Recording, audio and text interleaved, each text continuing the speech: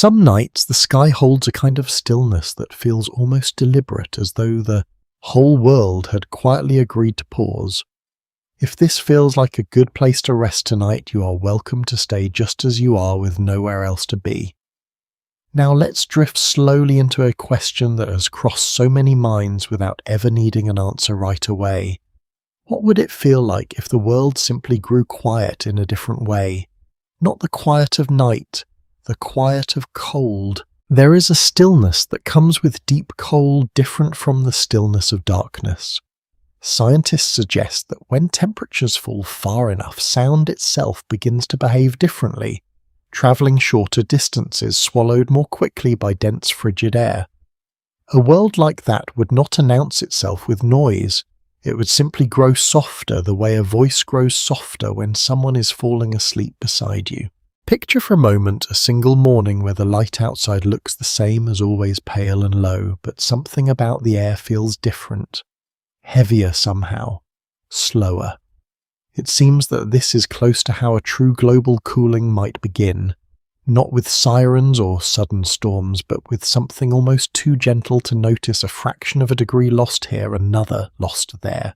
Small changes accumulating in silence long before anyone thought to look up. Earth, as it turns out, keeps a very careful balance of warmth, one so fine that researchers have found even small shifts in incoming sunlight can tip it in one direction or another. Most days we never think about this balance at all. It sits quietly beneath the surface of ordinary life the way breathing sits beneath a conversation, present, essential, and almost invisible. But it may be that the mind is drawn to imagining the edges of a familiar world, not because it wants to feel afraid, but because it wants to feel the shape of what it has. There is a kind of comfort, oddly enough, in wondering what would happen if warmth disappeared, because it reminds us how much warmth we are already living inside of right now, in this very room, in this very moment. So let's wonder together softly, without any hurry. What if Earth, in some slow and improbable turn, began to lose its warmth all at once? Not overnight, not violently, but steadily, the way a fire dims when no one is tending it. What would the first hours feel like? What would the first days look like from a window, from a rooftop, from the quiet inside of a car parked somewhere along an empty road? Psychologists often note that the human imagination tends to soften extreme scenarios into something survivable, something we can picture ourselves inside of, almost like trying on a coat before winter arrives. That's the spirit of tonight's drifting thought.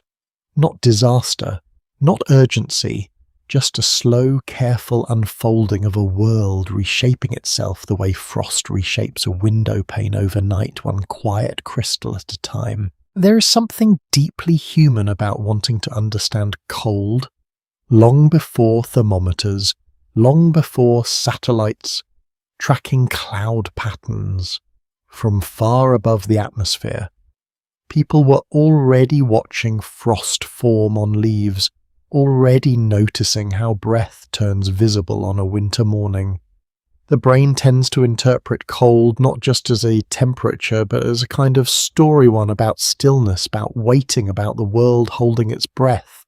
If the planet's warmth truly began to fade, researchers have found that one of the very first changes would happen somewhere most of us rarely think about, high above our heads, in the thin, quiet layers of the atmosphere where moisture drifts and clouds are born. Even a modest drop in global temperature would begin to change how water behaves up there, how it moves, how it falls, how it waits before falling. It is strange to think that something as small as water vapor, an invisible companion in almost every breath we take, might hold such quiet influence over the shape of an entire planet's climate. But it does. And there is something comforting in that too, the idea that even the biggest transformations in the natural world often begin with something impossibly small, unnoticed, ordinary. We will follow that thread gently in the parts ahead, tracing how a colder world might slowly reveal itself, first in the air, then in the ocean, then in the quiet corners of life that know how to wait out even the longest winters. But for now, there is no need to follow anything too quickly. No need to reach the answer tonight. For now it is enough to simply imagine the stillness, a world dimming its warmth by fractions, a window slowly fogging at the edges, a breath visible in the air the way it has been for as long as there have been mornings cold enough to see it. Let that image rest here for a while, unhurried, unfinished, the way most good thoughts are allowed to be right before sleep quietly begins to take them.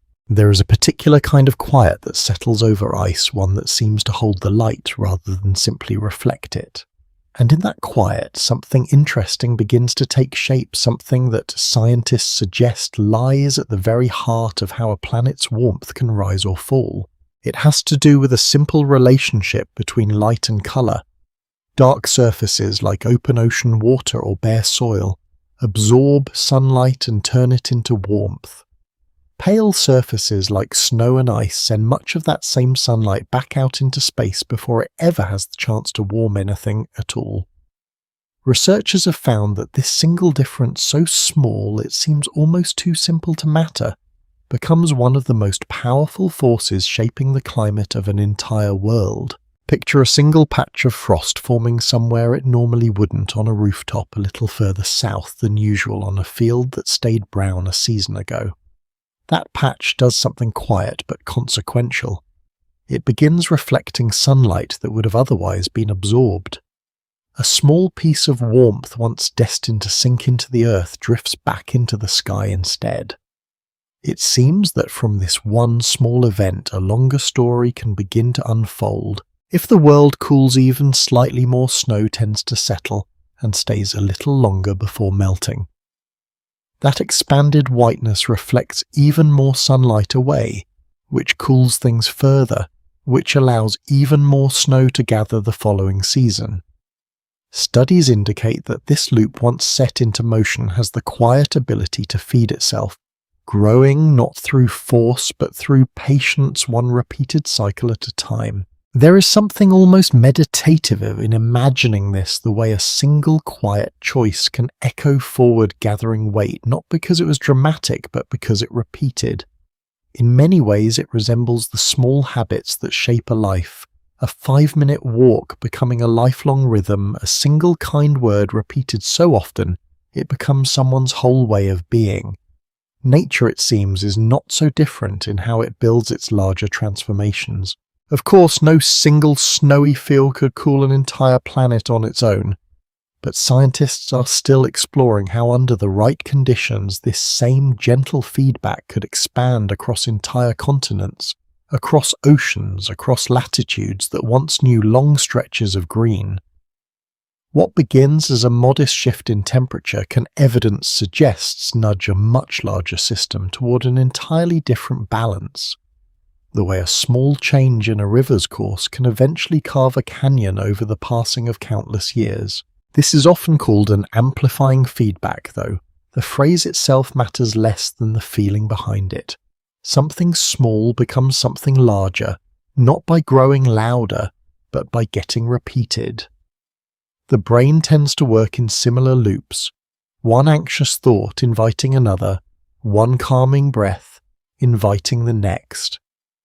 Perhaps that is why this particular piece of climate science feels so quietly familiar even to those who have never studied it before. We already understand somewhere inside ourselves how small things compound. Now let this idea settle for a moment, the way morning frost settles on grass without any hurry to reach the edges of the field all at once. If we allow ourselves to imagine cooling continuing gently but steadily, another part of the picture comes into view, one that has less to do with snow and more to do with the sun itself. Not that the sun would change. It seems that across the vast timescale of a planet's life, this kind of dramatic global cooling is more often tied to gradual shifts in Earth's own systems, not sudden changes in the star we orbit.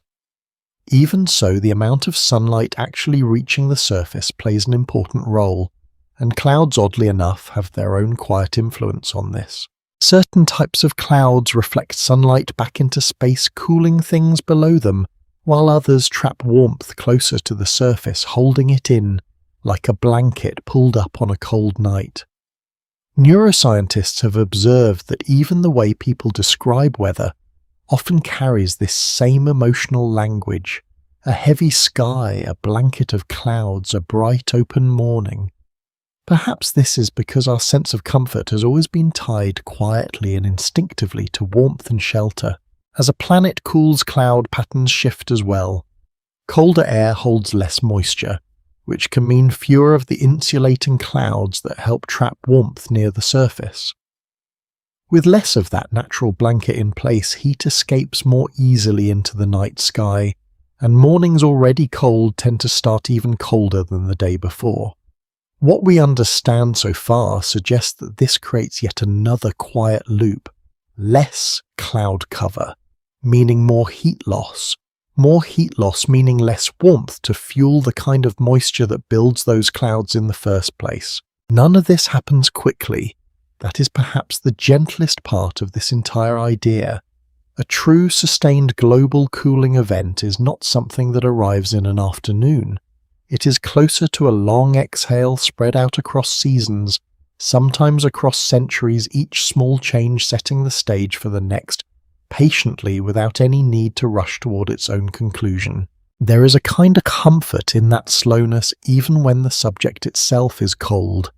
It suggests a planet that does not lurch from one state to another, but drifts the way a person drifts from wakefulness into sleep. Not through a single decisive moment, but through many small, barely noticeable steps, each one only slightly different from the one before it. And here is where the story becomes even more interesting, though not because of any sudden twist.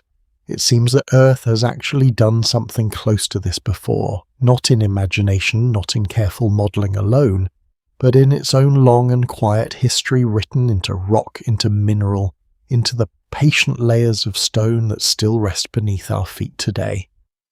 What that ancient record shows is something the planet itself seems to have remembered long before there was anyone here to ask the question at all. For now, let that thought rest gently at the edge of the mind, unhurried, the way a single snowflake rests on a sleeve before quietly disappearing into warmth. There is no need to reach further tonight.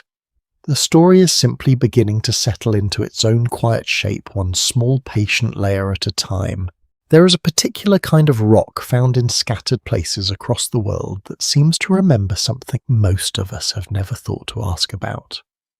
Geologists call it a dropstone, a single oddly placed boulder resting inside layers of much finer sediment, as if it had simply fallen from somewhere far above and settled quietly into stillness. Researchers have found that the most likely explanation for these stones is almost tender in its simplicity. They were carried inside icebergs drifting slowly across ancient seas until the ice finally melted away and let them go. What makes this detail so quietly remarkable is not the stone itself, but where these stones are found.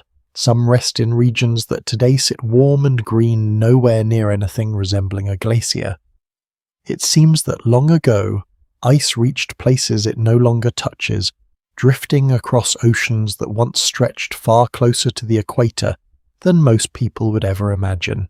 There is something moving in that idea, a boulder resting patiently inside a bed of ancient mud, waiting hundreds of millions of years simply to be noticed.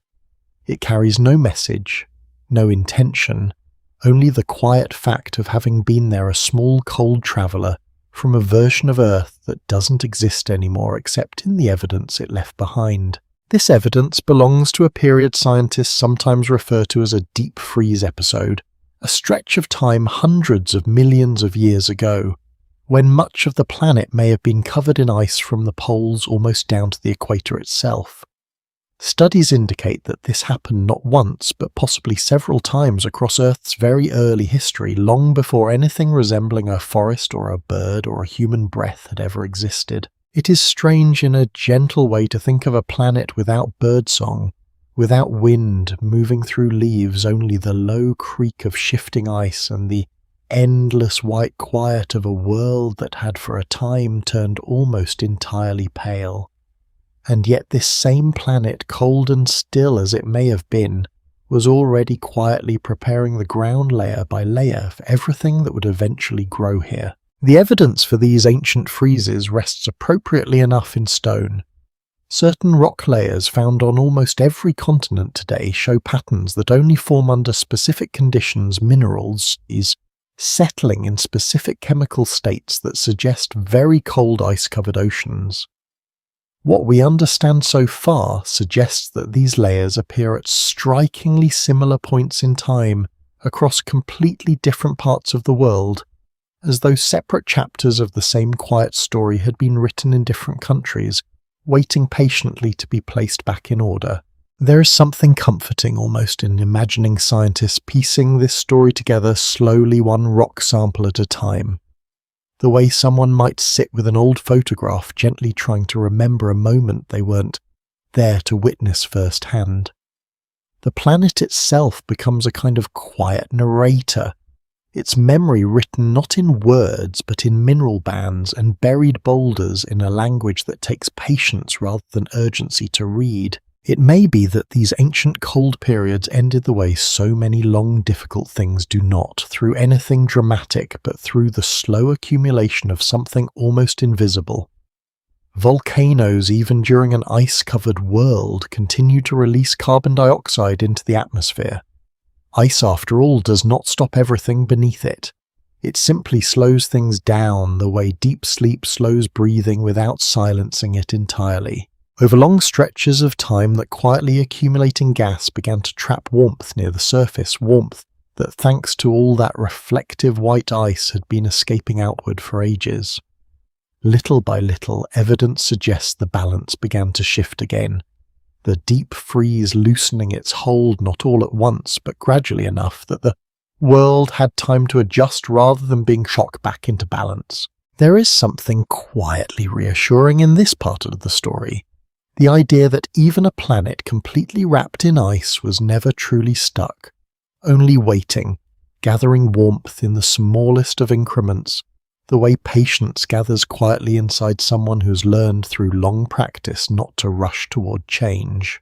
The mind quietly registers a certain kind of comfort in stories like this one's, where nothing is permanent, where even the coldest, stillest chapters eventually give way to something new.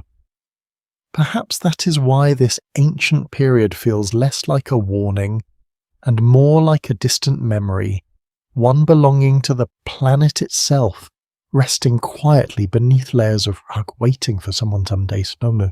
And there is a quieter layer to this story, still one that has less to do with rock and more to do with air itself, with the fragile, invisible layers wrapped gently around this entire planet.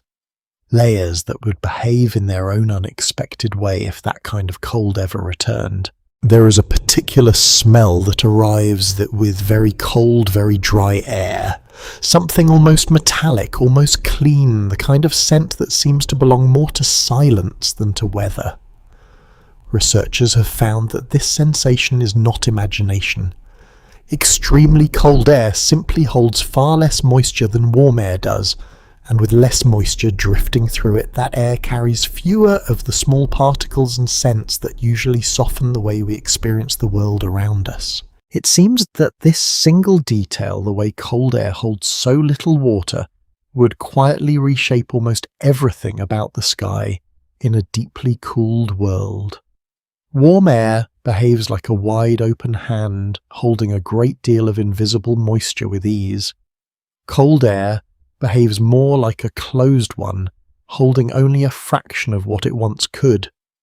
As a planet's temperature falls, its atmosphere would slowly begin closing, that hand releasing moisture it can no longer carry the way a tired grip finally lets go of something it has held too long. That release would not happen quickly or all at once. Rather, studies indicate that a cooling world would likely experience a gradual thinning of its usual weather patterns, less rainfall in regions that once expected it regularly, shorter and lighter snowfalls in areas that once saw heavy winters. It is a strange kind of paradox, a colder world slowly becoming a drier one, its skies growing clearer, not because they are calm, but because they simply have less to give. There is something quietly beautiful in the imagining a sky like that, thin, pale, almost fragile in its clarity. Evidence suggests that dry, cold atmospheres often produce unusually vivid sunsets and sunrises, the low angle of light passing through fewer water droplets and instead scattering more purely across a wide, uncluttered sky. A colder Earth, in this sense, might still offer moments of a very particular, very quiet beauty, the kind that asks for nothing except a few minutes of stillness to notice it. As moisture continues to leave the atmosphere, another gentle shift would begin to take shape, one involving the clouds themselves. Fewer clouds would mean fewer of the layers that usually trap warmth close to the surface during the night. What we understand so far suggests that clear nights, though visually stunning, tend to lose heat far more quickly than cloudy ones, since there is nothing above to hold that warmth in place.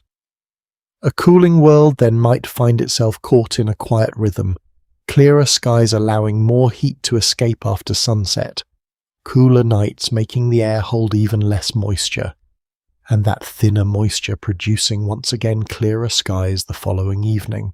This is not a dramatic unravelling. It is closer to a long, slow settling, the kind that happens over seasons and years rather than hours. Psychologists often note that humans tend to associate clarity with calm and open sky, an uncluttered room, a quiet mind. There is a certain irony in imagining that same visual calm accompanying a planet that is in its own patient way cooling further with every clear and starlit night. Wind patterns too would likely begin to shift in this kind of world. Temperature differences between regions are one of the main forces driving wind. Warm air rising in one place, cooler air rushing in to take its place elsewhere. Scientists suggest that as the overall temperature gradient of the planet changes, becoming perhaps more evenly cold across wider regions, some of the familiar wind patterns that shape ocean currents and seasonal storms might grow weaker or shift into entirely different paths. It is worth pausing here gently to notice how connected all of this really is. Wind moves moisture. Moisture shapes clouds. Clouds shape temperature. Temperature shapes wind again. Nothing in this system stands entirely alone. Even the driest, quietest sky is still part of a much larger conversation happening far above our heads, one that has been ongoing for billions of years, long before there was anyone here to look up and wonder about it. The brain tends to simplify complex systems like this into single causes, one dramatic reason for one dramatic change. But what actually happens is usually far gentler and far more layered than that, closer to a long unhurried exchange between many small parts, each one responding quietly to the others, the way a conversation between old friends drifts naturally from one thought to the next without ever needing a clear beginning or end. Somewhere in the middle of all this, snow itself would begin to behave a little differently too. With less moisture available, new snowfall might become lighter and less frequent in many areas, even as existing snow and ice remain protected by the very cold that once helped create them. It may be that some of the snow blanketing a deeply cooled world would become less like fresh powder and more like ancient sediment settling and compacting over long stretches of time, layer, quietly resting upon layer, not unlike the very stone records explored earlier, except still soft, still white, still capable of catching a small handprint pressed gently into its surface. There is something tender in that image, a hand pressed into old snow, a brief mark left in something that has existed far longer than any single lifetime. Even in a colder, quieter world, small human gestures like that would likely remain unchanged. The same curiosity, the same instinct to leave some small trace of having been present even briefly in the middle of something so much larger than ourselves. As dry, cold air continues to spread and thicken across the surface, another subtle change would emerge, one connected less to weather and more to breath itself. Colder, denser air holds oxygen molecules slightly closer together, which is part of why very cold mornings can feel unusually sharp and clarifying when inhaled deeply. Neuroscientists have observed that cold air entering the lungs often triggers a brief, almost startled sense of alertness, followed quickly by a feeling of calm as the body adjusts to the temperature and steadies its breathing once again. Perhaps this is one small reason cold mornings so often feel emotionally clear, even peaceful, despite the physical discomfort involved. There is a brief jolt and then a settling, not unlike the way a difficult thought sometimes arrives sharply into the mind, only to soften and quiet itself once it has been fully acknowledged rather than pushed away. In a very cold world, this sensation might simply become a more constant companion, each breath slightly sharper, slightly more deliberate, a quiet reminder that the air itself is different now, thinner in its warmth, though no less essential in what it offers. None of this would announce itself with urgency. It would arrive slowly, morning by morning, the sky growing a little more pale, the air growing a little more still, until eventually the difference would simply feel normal, the way any long, gradual change eventually settles into the shape of an ordinary day. There is a quieter layer to this, still one resting not in the sky above, but somewhere far beneath the surface in the wide, dark waters that cover most of this planet. Waters that would carry this same slow story forward in their own patient way. Water holds warmth in a way that almost nothing else on this planet does. It absorbs heat slowly and just as slowly lets it go. Scientists suggest that this simple property, something called thermal inertia, is part of why oceans remain a kind of quiet anchor for the world's temperature warming, gradually in summer, cooling gradually in winter, always a season or two behind the air above it. In a world growing steadily colder, the ocean would not freeze the way a puddle freezes overnight.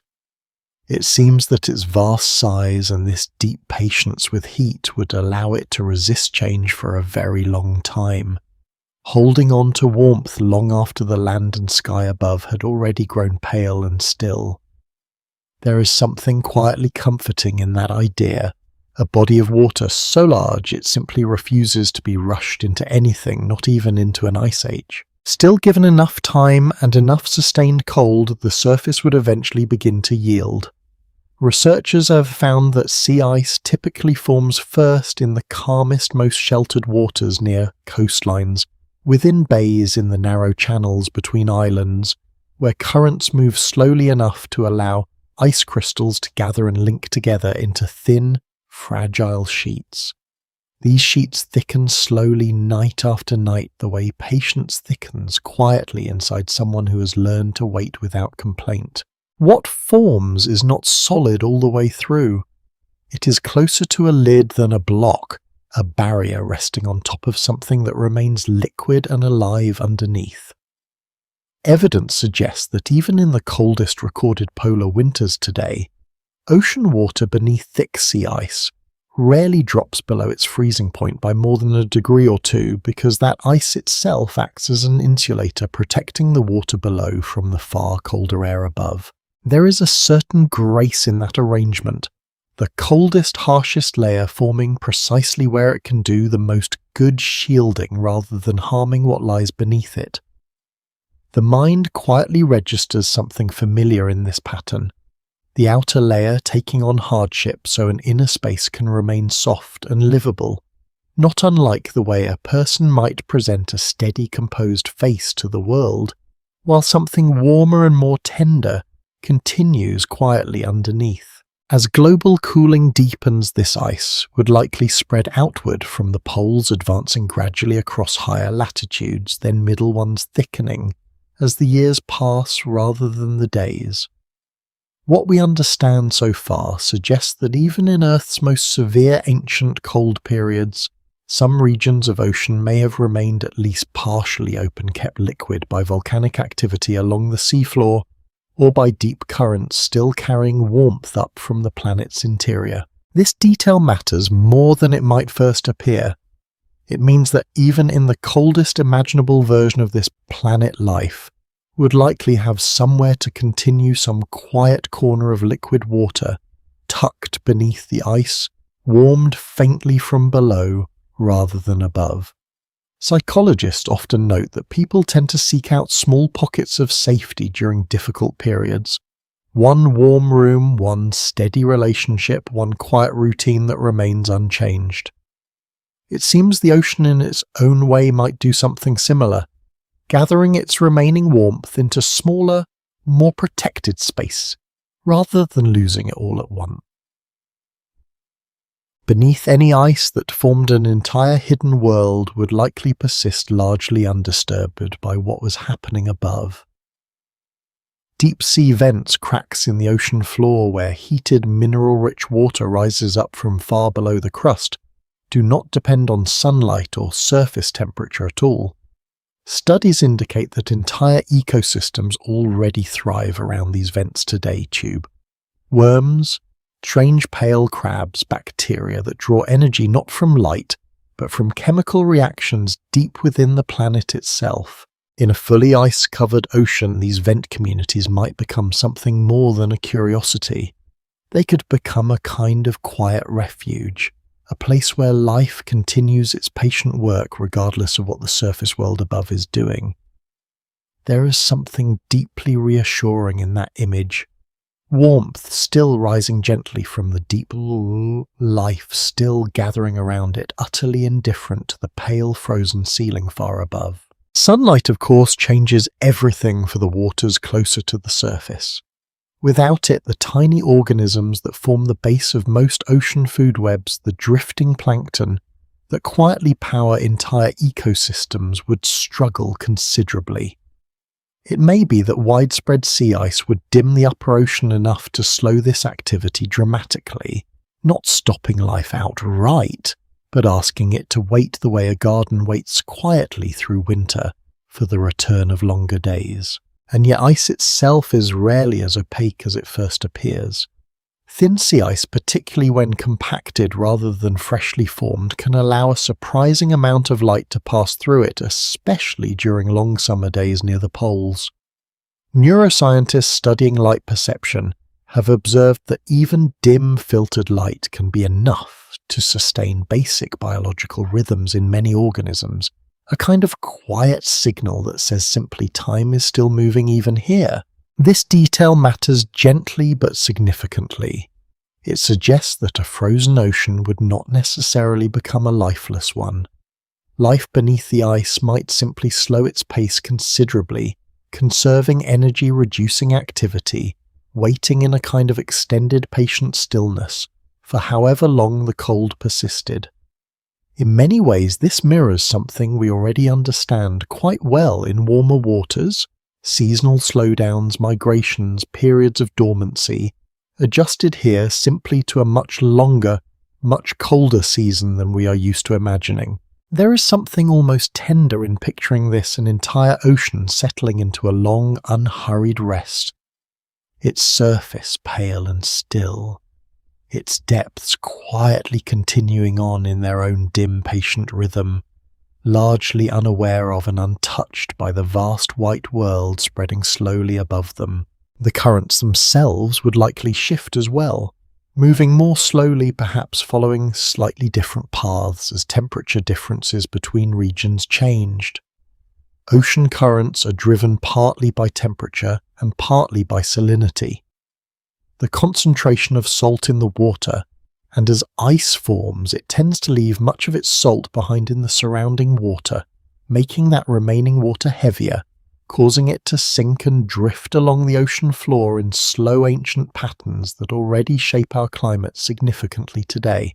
It seems fitting somehow that even in the coldest possible version of this planet, water would still find a way to move quietly, deeply, patiently circulating warmth and minerals across enormous distances, the way blood continues its own quiet circulation through a body resting deeply in sleep, still working, still travelling, even while everything on the surface appears entirely still. There is a quieter layer to this one that most people never consider resting not in the water itself, but in the bodies that have learned across millions of years exactly how to survive within it.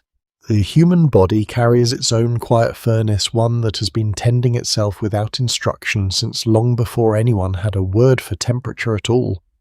Scientists suggest that a resting body generates enough heat simply through the ordinary work of digestion, muscle activity, and cellular metabolism to keep its core a comfortable 37 degrees Celsius, almost regardless of what the world outside happens to be doing. It seems that the body treats this core temperature as something almost sacred, something worth protecting above nearly everything else. When cold begins to press in from outside, one of the very first things that happens is a narrowing of blood vessels near the skin, a process researchers have found redirects warm blood away from the surface and back toward the vital organs at the center of the body. The skin grows cooler, sometimes noticeably pale, not because something is wrong, but because the body has quietly decided that its edges matter less for now than its center.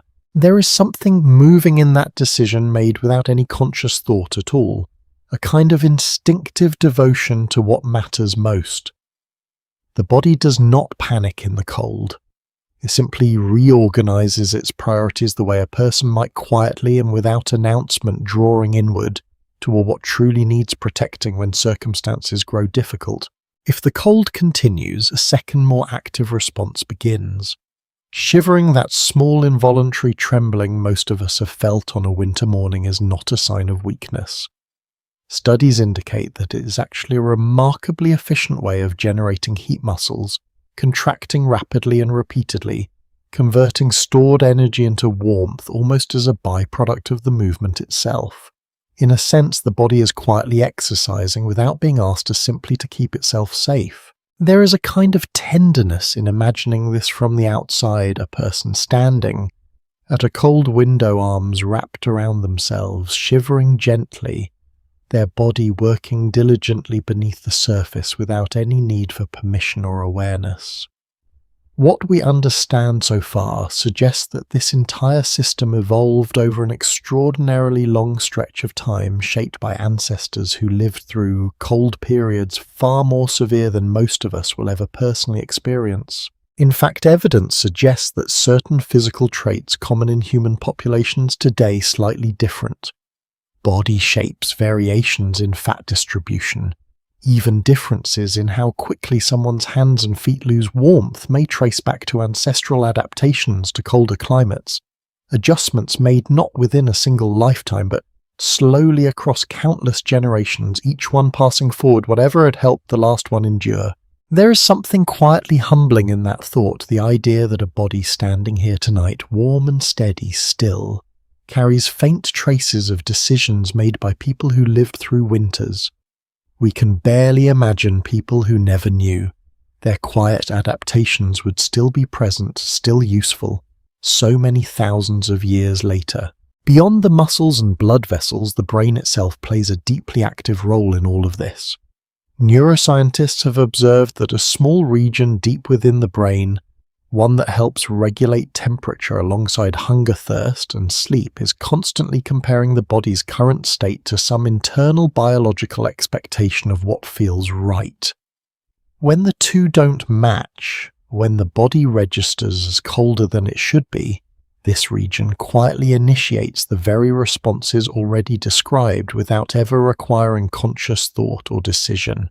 It's almost strange to consider how much is happening beneath awareness at any given moment, how much of staying alive depends on systems that never ask for credit, that simply continue their work in the background, while attention rests elsewhere, focused on a conversation, a passing thought, the particular color of the evening sky. As cold becomes more prolonged and more severe, the body eventually begins making harder choices. Blood flow to the extremities, the fingers, the toes, the very tip of the nose decreases further still, sometimes considerably, in order to protect the warmth surrounding the heart, lungs, and brain. This is why fingers often grow numb and pale before anything else does. In truly cold conditions, the body quietly sacrificing comfort at its edges in order to preserve what matters most at its core. Psychologists often note that people under significant stress tend to display a similar pattern, emotionally narrowing their focus toward only the most essential concerns, letting smaller, less critical worries fall gently away, at least for a while. It seems the body has always understood this principle instinctively, long before the mind ever put a name to it, the wisdom of narrowing focus in order to protect what cannot be lost. There is a quieter layer to this one that most people never consider resting deep within the body's own chemistry rather than in blood flow or muscle movement alone. Certain animals and even some human tissues under extreme conditions contain natural compounds that behave almost like antifreeze, subtly altering how ice crystals form within cells, preventing the kind of sharp, damaging crystals that would otherwise tear delicate tissue apart during extreme cold exposure. While the human body's version of this protection is far more limited than what is found in certain fish or amphibians capable of surviving, partial freezing scientists are still exploring how some of these same biological principles might one day inform medical treatments, particularly in preserving organs for transplant slowing. Biological processes gently and safely the way a body naturally slows itself during the deepest, most restorative stages of sleep. There is something quietly poetic in that connection. The idea that understanding how life survives extreme cold might eventually help protect life in entirely different circumstances. Warmth borrowed carefully from stillness. Healing borrowed carefully from the patient science of endurance. Even sleep itself shifts gently in colder conditions. The body's core temperature naturally drops by a small amount as part of falling asleep, a subtle internal signal that tells the brain it is safe to rest. In colder environments, this natural dip can happen slightly more easily, which is part of why a cool room rather than a warm one so often produces a deeper, more comfortable night's sleep. The mind quietly registers coolness in reasonable amounts not as danger but as an invitation, a signal that it is finally time to let go of the day.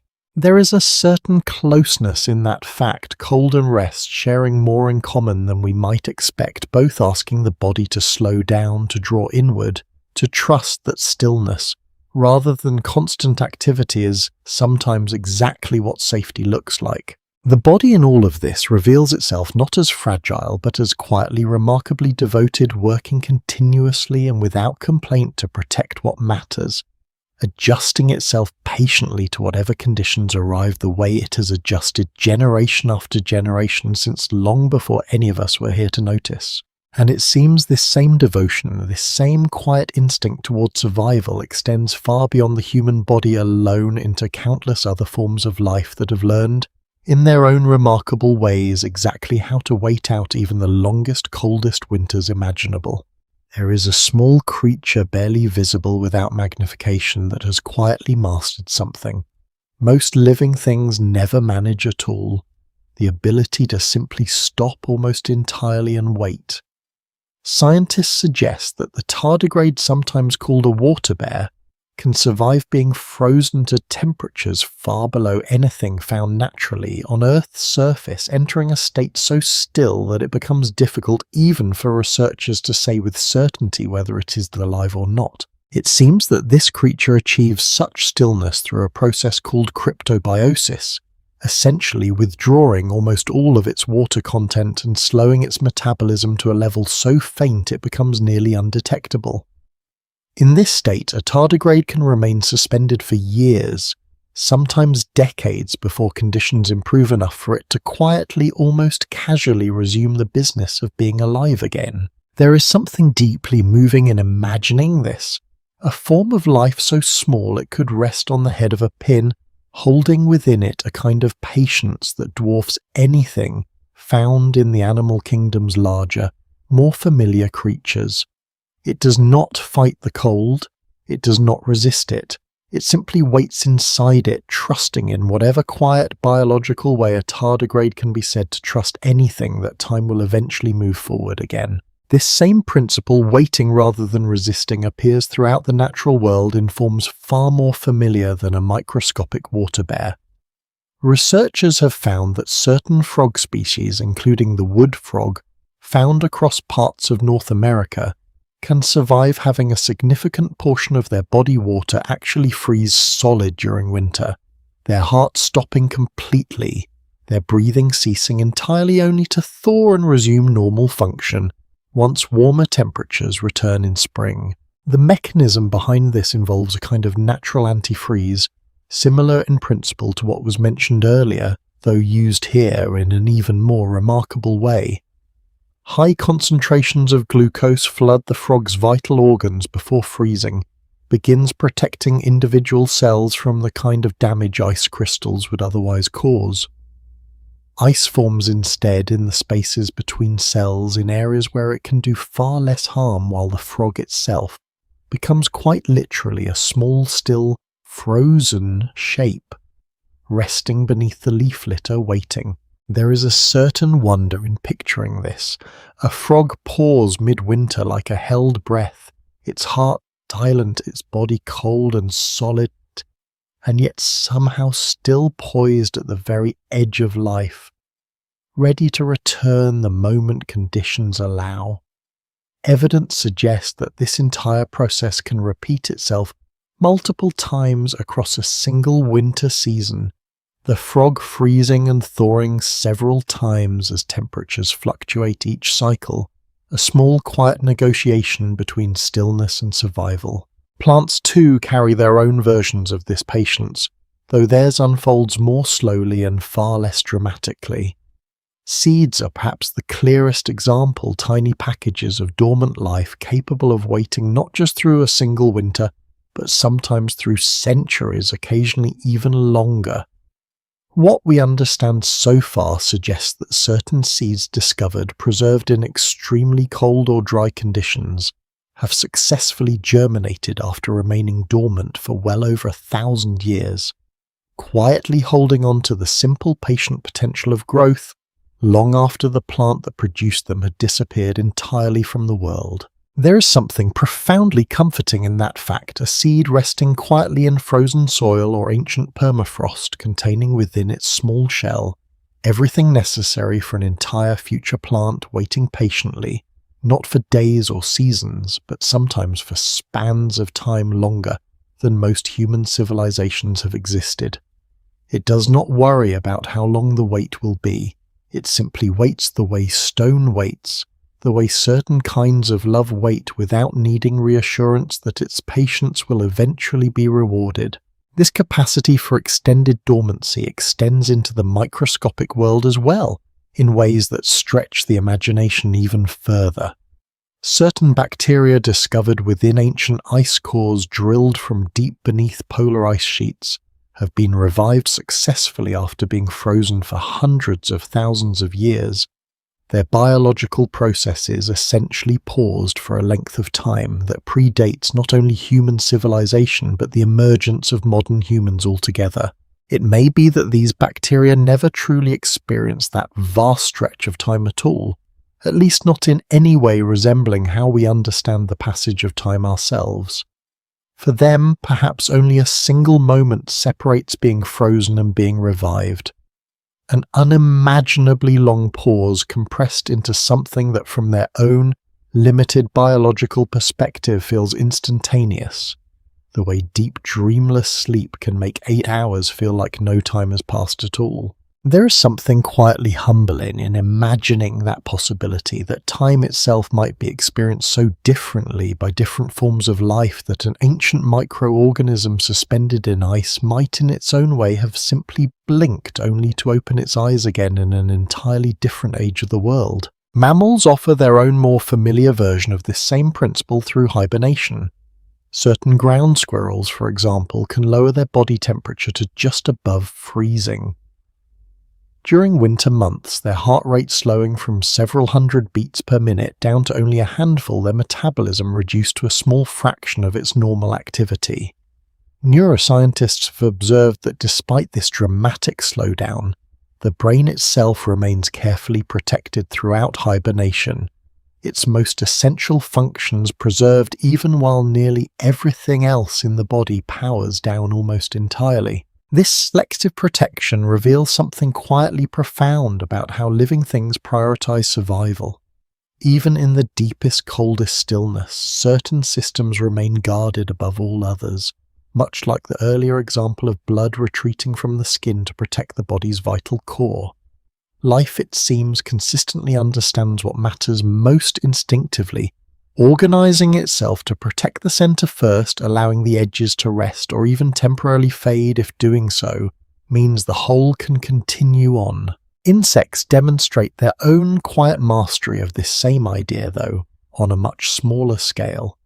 Certain beetles and caterpillars produce natural compounds within their bodies that function almost identically to antifreeze, allowing them to survive being frozen solid through entire winters, emerging in spring seemingly unaffected by months spent in a state indistinguishable to any outside observer from death itself. Psychologists often note that humans too carry their own gentler version of this instinct, a tendency to withdraw during difficult seasons of life, socially, emotionally, sometimes even physically conserving energy, until conditions feel safe enough to fully re-engage with the world again.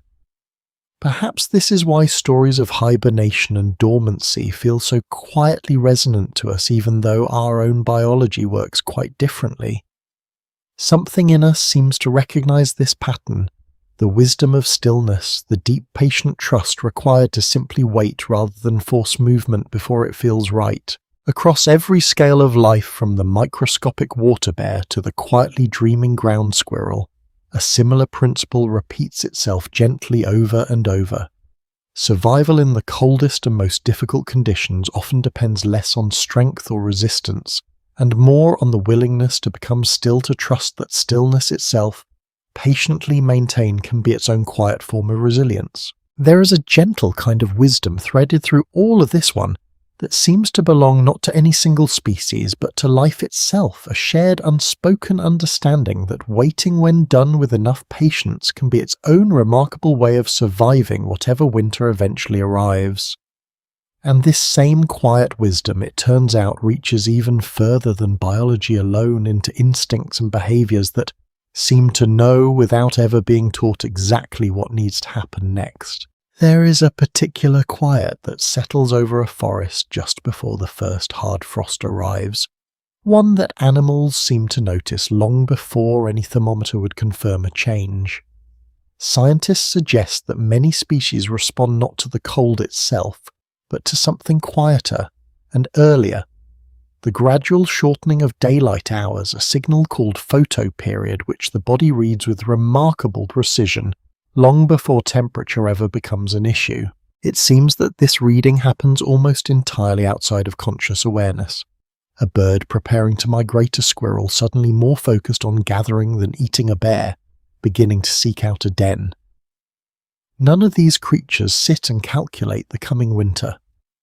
Researchers have found that their behavior shifts gradually guided by internal biological clocks responding to light hormone levels, adjusting quietly in the background, nudging each animal towards decisions it does not consciously make, only follows. There is something almost reassuring in that idea, a body that already knows what to do long before the mind, if there even is a mind involved in the way we understand it, has any reason to worry.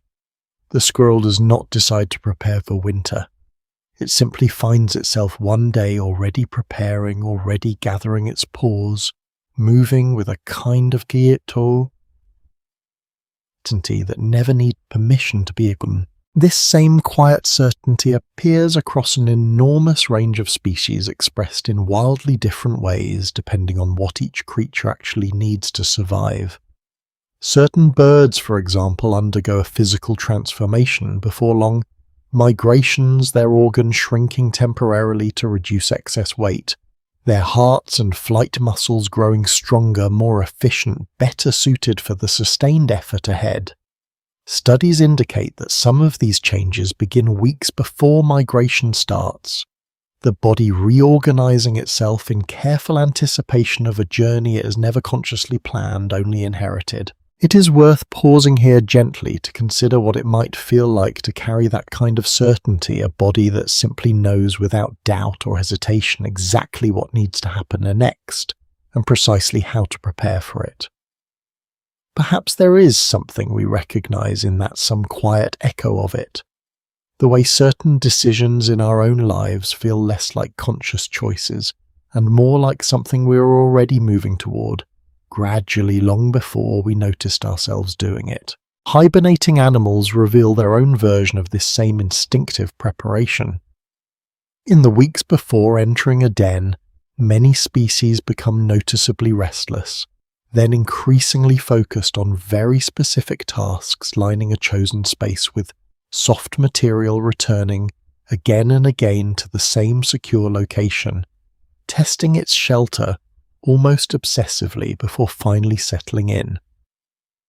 What we understand so far suggests that this behavior is driven less by memory or reasoning, and more by an older, quieter kind of knowledge passed down through countless generations, something closer to instinct than intention. There is a particular kind of trust required in behavior like this, a trust the animal itself is likely never aware of holding.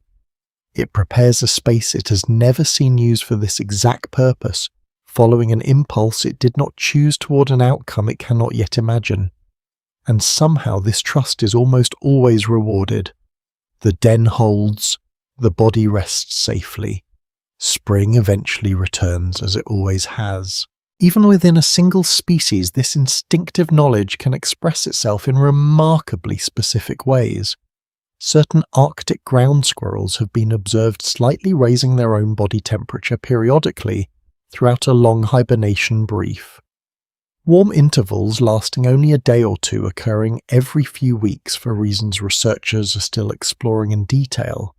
It may be that these brief warmings allow essential biological maintenance to occur, small repairs, subtle adjustments necessary, work that cannot happen at the very lowest metabolic states but does not require full wakefulness either. There is something quietly moving in imagining this. A body that pauses its own deep rest just long enough to tend to itself, gently, briefly, before returning once more to stillness. It suggests a kind of care embedded directly into biology itself, an instinct not just for survival, but for a very particular, very attentive kind of self-maintenance practiced without any awareness of practicing it at all. Insects again offer their own quiet demonstration of this instinctive intelligence expressed on a much smaller and more compressed timescale. Certain species of ants sensing an approaching cold season begin relocating their entire colony deeper underground, below the frost line where soil temperature remains more stable regardless of surface conditions. Evidence suggests that this relocation follows remarkably consistent patterns across different colonies, different regions, even different years, as though the behavior itself were less a decision and more a kind of inherited memory, written into the colony's collective behavior long before any individual ant existed to carry it out. There is something almost architectural about this instinct, an entire underground structure reorganized in response to signals so subtle most human observers would never notice them at all. Changes in soil temperature, measured in only a degree or two, shifts in daylight duration measured in minutes rather than hours. And yet the response arrives precisely reliably every single year without fail. Fish too demonstrate their own quiet versions of this seasonal knowledge. Certain species migrate toward deeper, more thermally stable water as surface temperatures begin to fall, following gradients of warmth, the way a person might follow a familiar path home in darkness, guided more by feel than by sight.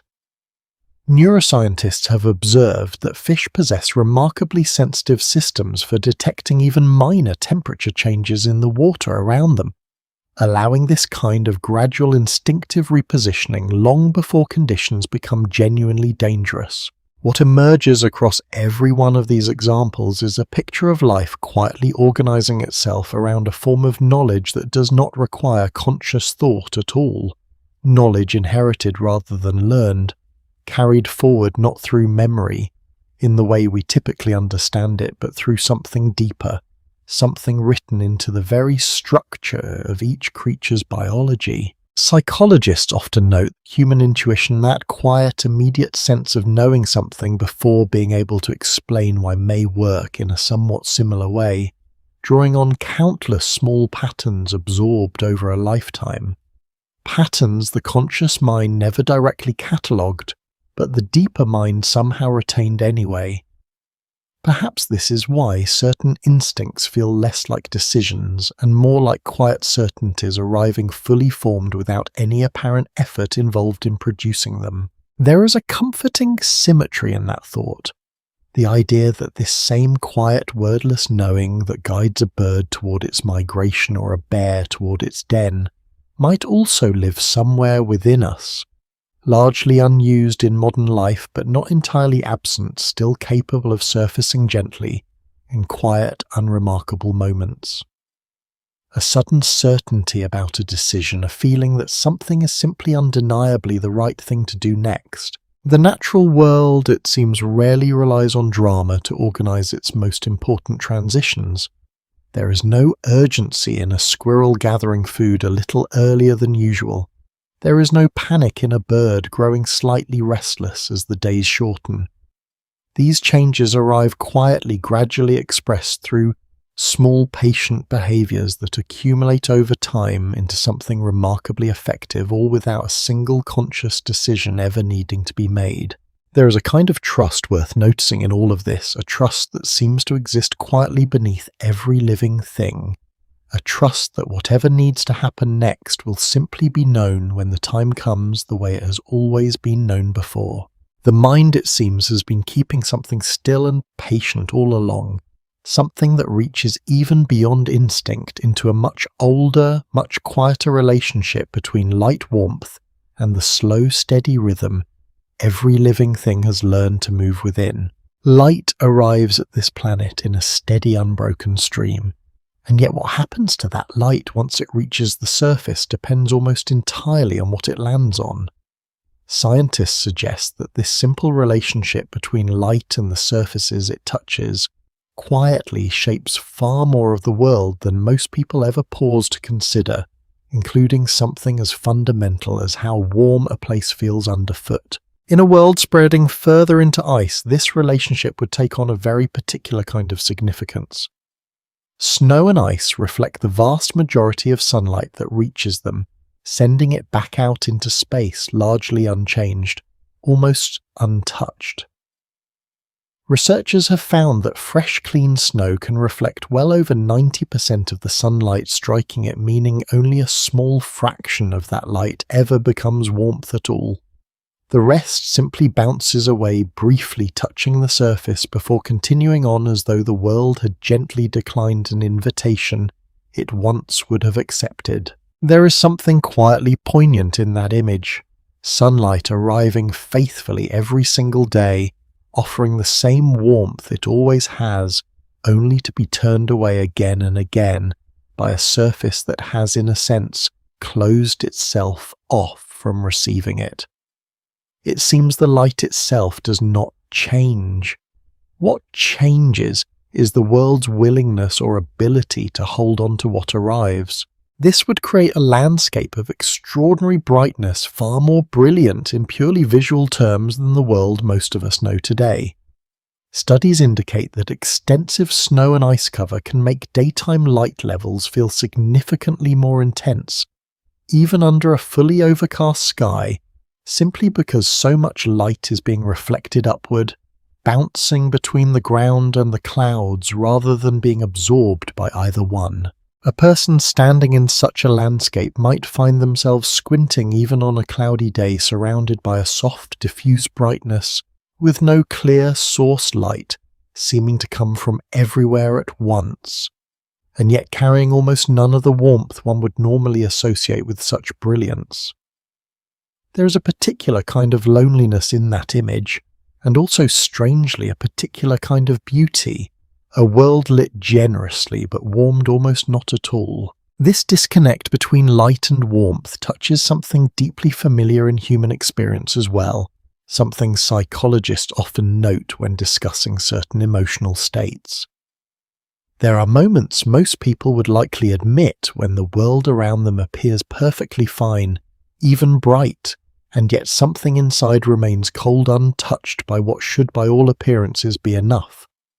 Evidence suggests that this gap between how things look and how they feel is one of the more universal experiences people carry regardless of seasons, regardless of circumstance. Perhaps that is part of why a snow-covered landscape holds such a particular emotional resonance for so many people. Quiet, brilliant, undeniably beautiful, and yet touched with something that feels unmistakably like distance. The brain tends to associate brightness with warmth almost automatically, an association built through a lifetime of ordinary experienced sunlight and heat typically arriving together. A bright, cold world quietly challenges that expectation, offering one without the other, and in doing so reveals just how closely intertwined our sense of comfort really is with both. As ice expands and reflectivity increases further, this effect would deepen its own hold on the climate as well, returning to that same quiet feedback loop described earlier. Brighter surfaces reflecting more light, cooling the surface further, cooler surfaces allowing yet more ice to form. It seems that light and cold in this particular story are never entirely separate from one another. Each quietly reinforces the other's presence the way certain emotional states can also feed themselves gently over time. One thought inviting the next one, feeling reinforcing another, until an entire internal climate has shifted gradually without any single dramatic moment marking the change. There would still be colour in such a world, though perhaps expressed differently than we're accustomed to. Ice itself is rarely pure white when examined closely.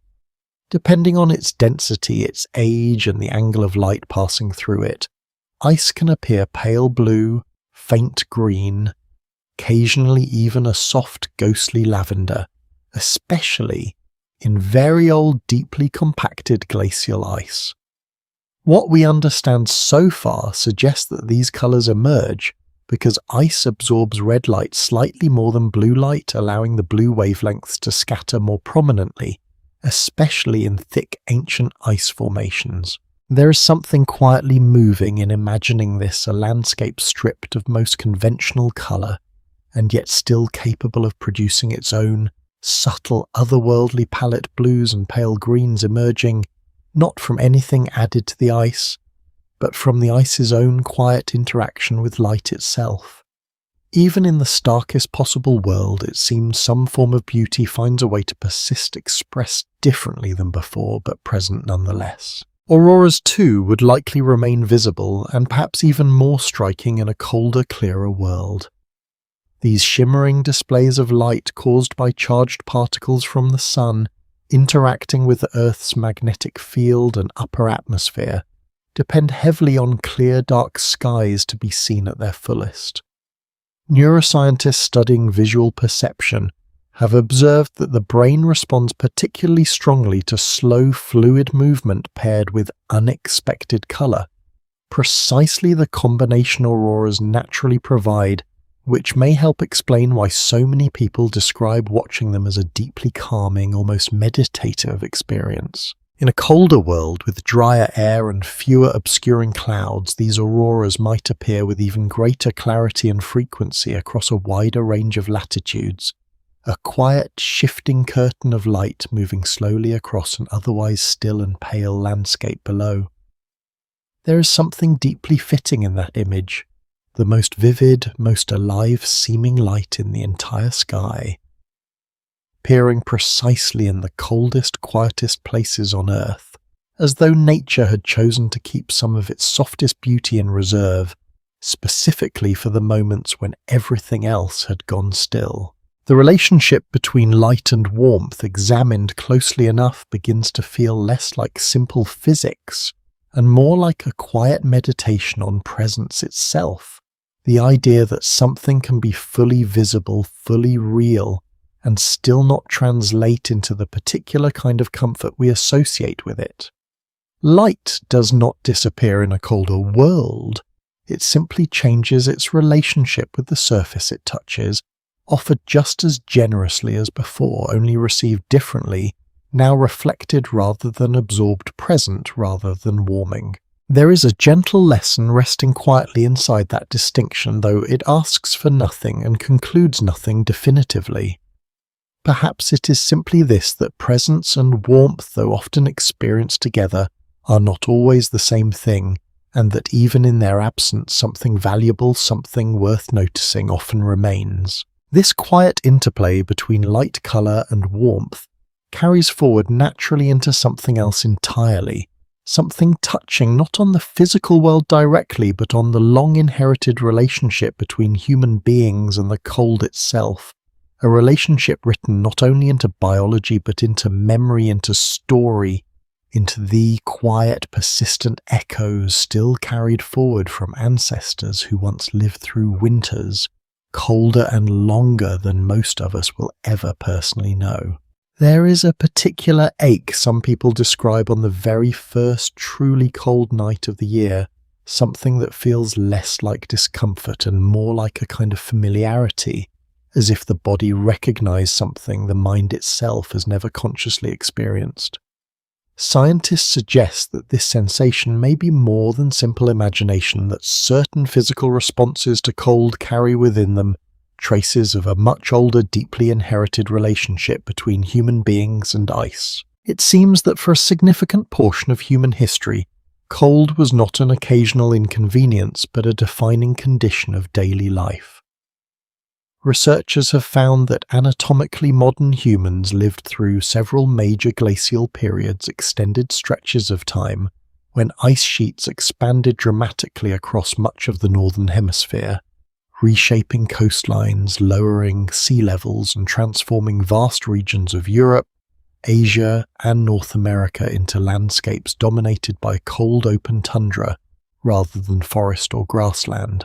There is something quietly staggering in that timeline, generation after generation, living entire lives within landscapes of snow and ice, raising children, telling stories, building shelters, forming communities, all beneath skies that rarely offered anything resembling a warm afternoon. These were not lives defined by suffering alone. Evidence suggests that human communities during these periods developed remarkably sophisticated tools, clothing and social structures specifically adapted to thrive within extreme cold, not merely to survive it. Clothing itself, in fact, appears to be one of humanity's oldest and most quietly ingenious inventions, developed specifically in response to these harsh, cold environments. Studies indicate that genetic evidence from body lice, an organism that can only survive within clothing rather than directly on skin, suggests that humans began wearing constructed garments at least 170,000 years ago, likely in direct response to the deepening cold of glacial climates spreading across much of the ancient world. There is something oddly tender in learning this, that something as ordinary and unremarkable as a sweater or a coat carries within it such an extraordinarily long lineage stretching back not centuries but hundreds of thousands of years to ancestors who first discovered that wrapping the body in prepared skins or woven fibre could mean the difference between enduring a winter and not surviving it at all. This deep inherited relationship with cold appears to have left more than just cultural traces. What we understand so far suggests that certain genetic variations found more commonly in populations with long ancestral histories in colder climates may be linked to differences in fat metabolism, circulation, and even the density of sweat glands, small biological adjustments accumulated slowly across thousands of generations, each one shaped gently by the particular climate its ancestors called home. There is a quiet poetry in imagining these genetic traces, invisible to the eye yet still present, still active within bodies, living now in warm apartments and heated homes, carrying forward small physiological echoes of ancestors who once measured survival by their ability to endure a single more degree of cold than the person beside them. Beyond biology, cold appears to have shaped something even less tangible, but perhaps equally significant: human storytelling itself. Anthropologists studying oral traditions across cultures with long histories in cold climates have noted a recurring theme: stories centered around patience, endurance, and the careful management of scarce resources during long dark winters. Psychologists often note that these narrative patterns may reflect genuine ancestral experience, cultural memory, preserved not in genes, but in language, in myth, in the careful structure of stories told again and again around fires meant to hold back a cold far more severe than anything most listeners today will ever personally face. It's worth pausing here gently to consider how much of what feels like instinct or intuition might actually be inherited. Memory expressed not through direct recollection, but through deeply ingrained patterns of behavior and feeling, passed down so consistently across generations that they eventually feel quite simply like part of who we are. Certain physical responses to cold and darkness may carry this same inherited quality. The way many people report feeling naturally drawn towards smaller, warmer spaces as temperatures drop, favouring blankets, dim lighting, and close physical proximity to others during colder months, might reflect something considerably older than simple personal preference.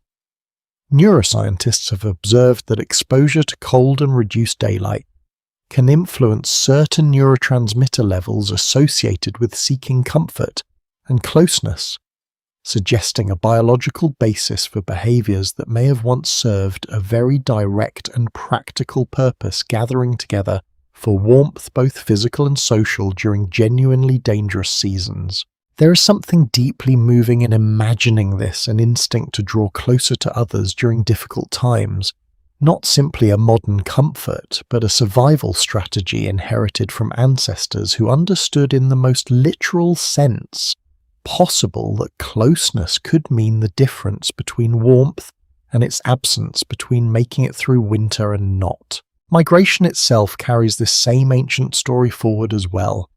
Many current theories regarding early human movement across the globe suggest that fluctuating glacial periods and the resulting changes in sea level and available land played a significant role in shaping where and when different human populations settled.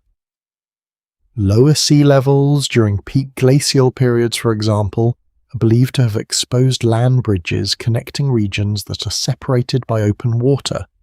Today, pathways that allowed early human populations to gradually move into new territories they might never have otherwise reached. It seems strange and quietly beautiful to consider that the very geography connecting so much of the modern world, the distribution of populations, languages, and cultures across continents, was shaped in part by ancient ice, expanding and retreating across thousands of years, opening and closing pathways with a patience far beyond anything measured in human lifetimes. There is a certain humility available in this realization.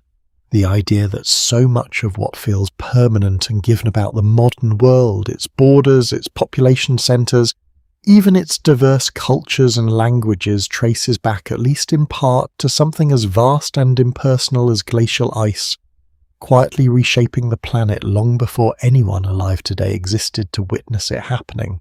And perhaps this is why cold even now carries such a distinctive emotional weight for so many people. An experience that feels simultaneously uncomfortable and strangely undeniably familiar. It seems we carry within us quietly and without conscious awareness echoes of countless ancestors who once looked out at landscapes of snow and ice and found, despite everything, a way not just to endure, but to build lives, families, and stories that would eventually stretch forward gently, patiently, all the way to this very moment. The mind, it seems, has been keeping something still and patient all along, some old familiar rhythm passed quietly down through generations, one that continues even now in the way the body settles gently under a warm blanket on a cold night, in the way memory stirs faintly at the first frost of the season, in a slow, steady inheritance that reaches even further still into the very rhythm by which this entire planet moves between warmth and cold wakefulness and rest. There is a rhythm to this planet that unfolds far too slowly for any single lifetime to notice a kind of breathing so extended that entire civilizations rise and fall within what amounts to a single unhurried exhale. Scientists suggest that Earth's climate has never truly remained fixed in one state for very long, moving, instead, through long cyclical patterns of cooling and warming, stretched across tens of thousands of years at a time. It seems that much of this rhythm traces back not to anything happening on the surface of the planet itself, but to subtle variations in Earth's relationship with the Sun, tiny wobbles and shifts in the planet's orbit, and tilt occurring with such patience that their effects only become visible across truly vast stretches of time. Researchers have found that these variations, often referred to as orbital cycles, follow surprisingly regular patterns, some repeating roughly every 23,000 years, others unfolding across periods closer to 100,000 years. There is something quietly humbling in imagining these cycles' movements so slow and so vast that a single human life, even a particularly long one, would only ever experience the smallest possible sliver of a single pattern, like hearing one note of an extraordinarily long piece of music without ever having the chance to recognize the melody it belongs to. These orbital shifts influence how much sunlight reaches different parts of the planet during different seasons, subtly changing the balance between summer warmth and winter cold in ways too small to notice directly, but significant enough over thousands of years to tip the entire climate system gradually from one state into another.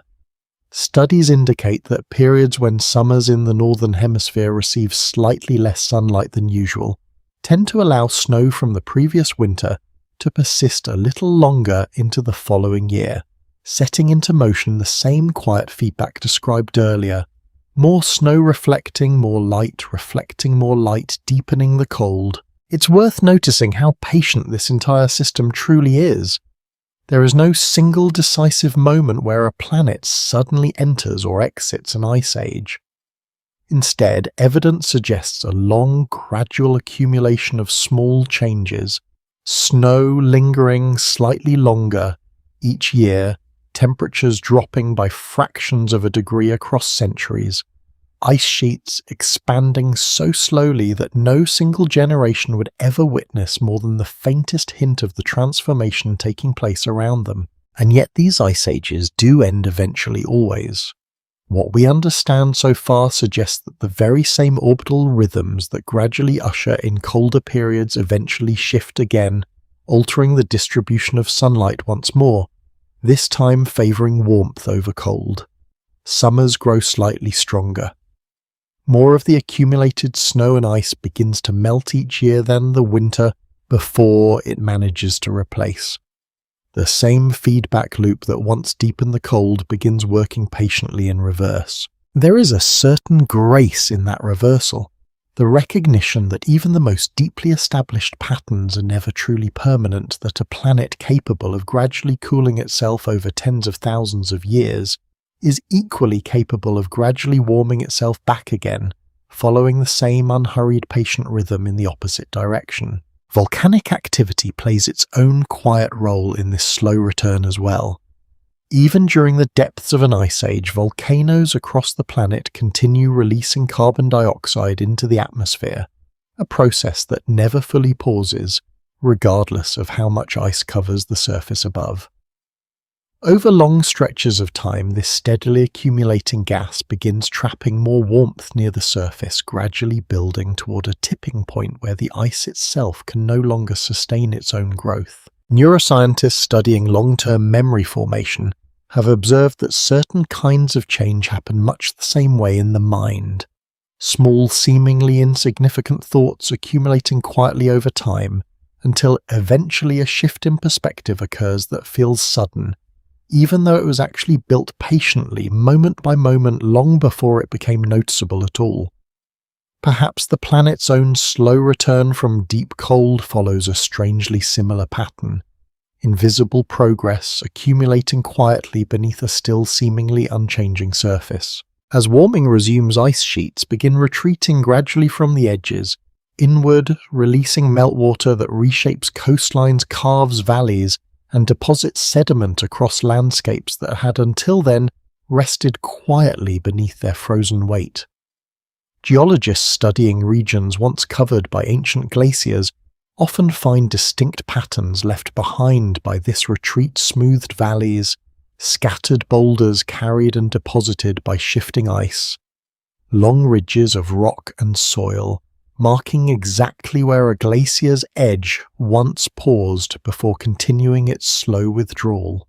There is something quietly moving in imagining a landscape holding on to memories like these patient records of exactly where ice once stood, exactly how far it reached before retreating, written not in words, but in the careful, deliberate shape of stone and soil, waiting patiently to be read by anyone willing to look closely enough. This same rhythm of retreat and advance has repeated itself many times throughout Earth's more recent history, distinct glacial periods separated by warmer interglacial periods, one of which we happen to be living within right now.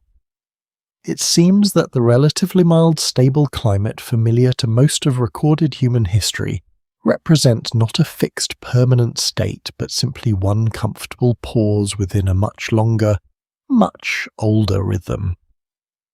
The planet has been moving through for a very long time. There is a particular kind of comfort available in that realization, the idea that the world we know, its familiar seasons, its comfortable temperature ranges, exists within a much larger, much older breathing pattern. One the planet has maintained patiently long before human history began and will likely continue patiently, long after any of us are here to notice. Psychologists often note that recognizing oneself as part of something larger and more enduring can offer a particular kind of quiet reassurance, a sense of belonging to a pattern much bigger than any single moment of difficulty or uncertainty.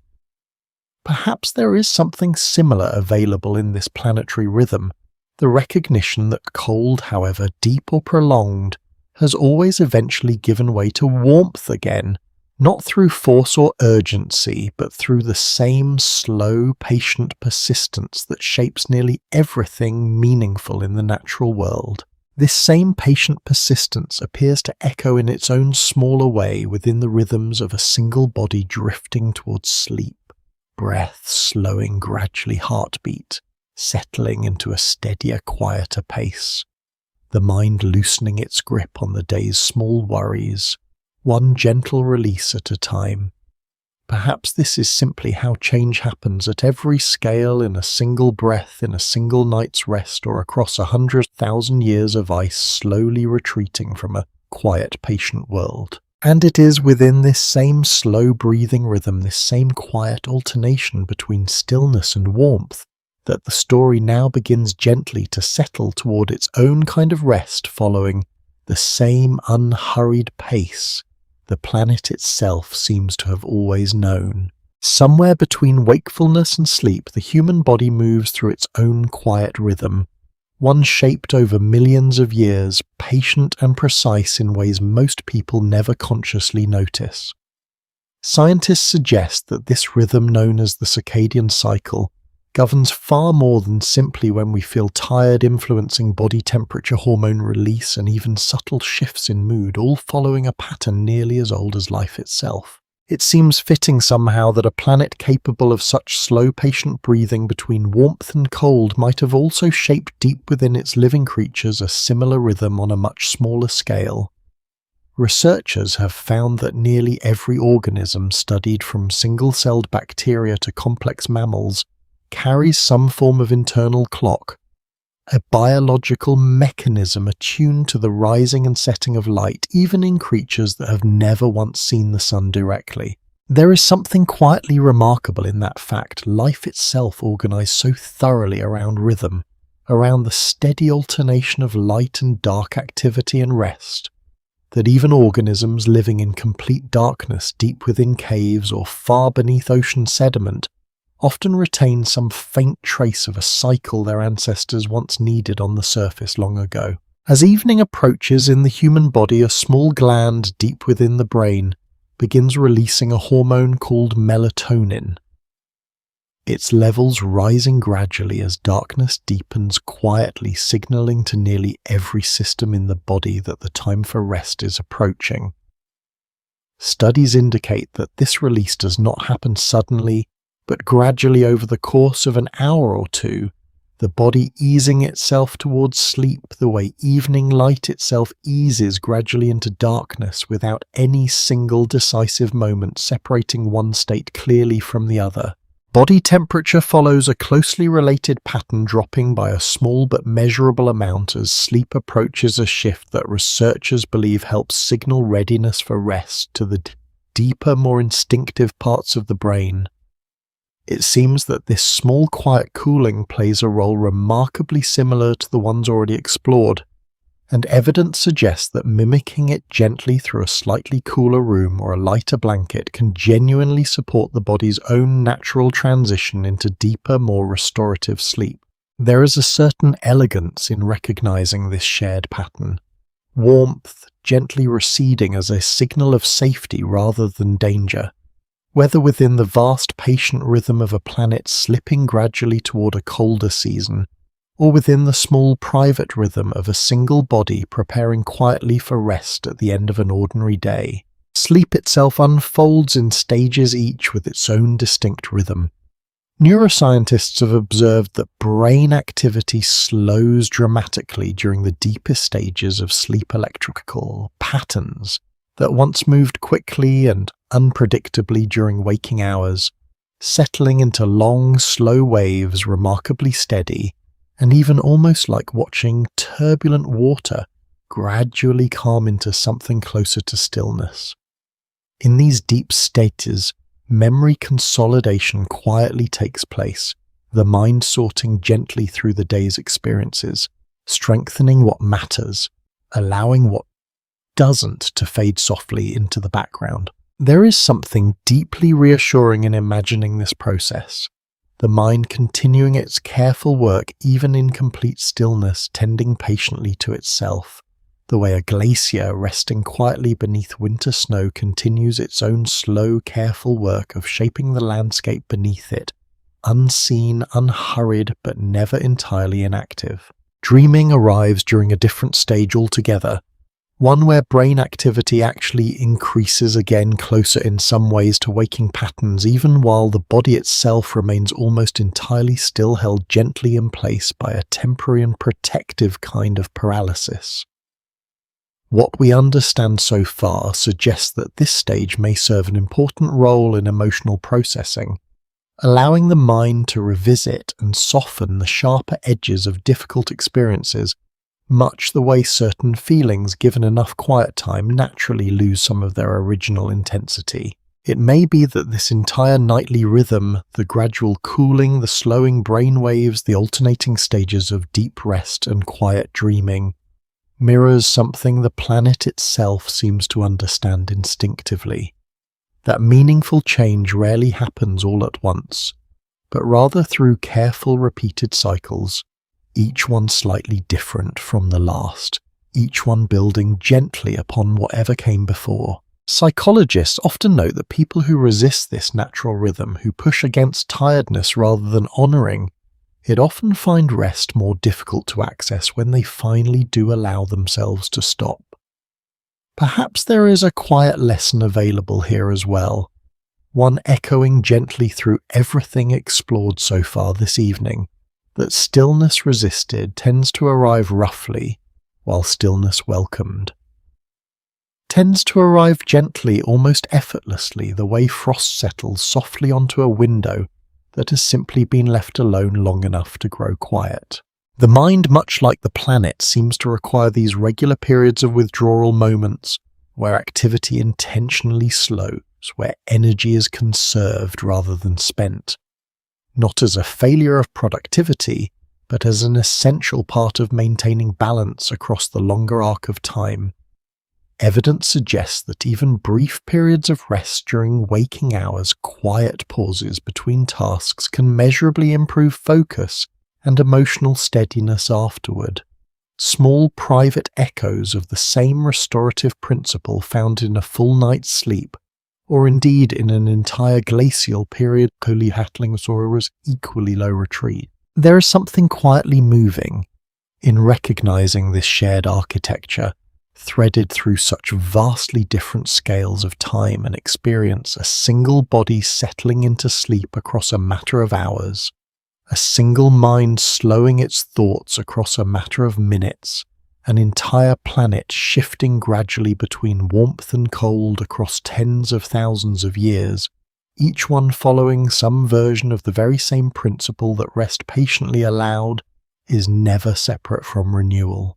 As this particular night continues quietly onward, perhaps that same principle applies here as well. In this very moment, in this very room, there is no need to hold on to anything tightly right now, no need to keep the mind sharp or alert. The body already knows in its own quiet, ancient way exactly what to do next, the way it always has, the way it always will. And so gently now, without any particular urgency, this long, slow drift begins its final, softest stretch the way any long winter eventually gives way to something quieter. Still not an ending, exactly simply a settling, a soft and patient release into whatever rest is waiting close by and already beginning to arrive. There is a particular stillness that settles over a landscape just before snowfall begins, a kind of hush that arrives before the first flake ever touches the ground. Scientists suggest that this quiet is partly acoustic falling snow and gathering clouds absorbing sound in ways that make the world feel quite literally softer just before it changes. Perhaps that same hush is settling now gently around wherever you happen to be resting tonight. Everything explored this evening, the ancient ice locked in far-away stone, the quiet chemistry of survival, the light that arrives faithfully but is not always received, the long, slow rhythm connecting a single night's sleep to an entire planet's breathing pattern. All of it seems to circle back eventually to the same soft idea. Cold is never really the opposite of warmth, it is simply warmth resting. A body preparing for sleep does something remarkably similar to a planet preparing for a long winter. It slows, it conserves. It trusts that stillness held gently and without resistance will eventually give way to whatever comes next, the way frost gives way quietly to morning. There is no need to remember any of this clearly by tomorrow. The details were never really the point. What matters more, perhaps, is simply the feeling of having drifted through them slowly unhurried, the way water moves beneath ice that has not yet decided to freeze completely. Somewhere right now, snow may be falling gently over a quiet field undisturbed, unwitnessed, simply continuing its own soft work of covering the ground in white. Somewhere an old seed rests in frozen soil, patient, unaware of how long it has already waited, or how long it still might. Somewhere a slow heartbeat continues beneath thick fur, steady, unhurried, indifferent to the hour. And here in this quiet room another body is doing something remarkably similar. Breath slows. The mind loosens its grip just slightly on whatever it had been holding. Thoughts grow softer at the edges, less defined the way a shoreline blurs gently into fog. There is nothing left to figure out tonight, nothing left to hold on to, only this soft gathering stillness. A pale light somewhere far off growing dimmer, a window slowly fogging at its edges, snow falling quietly without sound, and then only breathing, slower, softer, still.